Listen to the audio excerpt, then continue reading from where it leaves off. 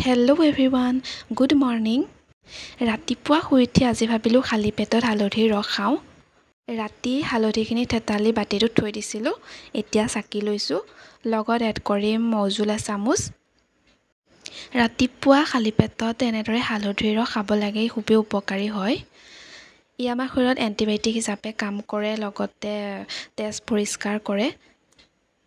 এইফালে আকৌ দুপৰীয়া ভাত সাঁজৰ কাৰণে ঠিক কৰি লৈছোঁ ঢেকীয়া আৰু আলু। সেইখিনি এতিয়া ভাজি কৰিম।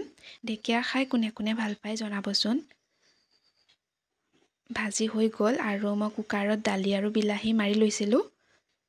লগত আছে কঁঠাল গুটিৰ পিটিকা, যিটো মোৰ খুব প্ৰিয় হয়। আবেলিৰ সময়ত আকৌ পিছফালে ওলাই গৈছিলোঁ। চাওকচোন ইমান ধুনীয়া পৰিৱেশ, বতাহো ইমান ধুনীয়াকৈ মাৰি আছে, তাতেই অলপ সময় ৰ'লোঁ। তেনেহ'লে আকৌ এটা নতুন ভিডিঅ'ত পুনৰ লগ পাম। আজিলৈ বাই।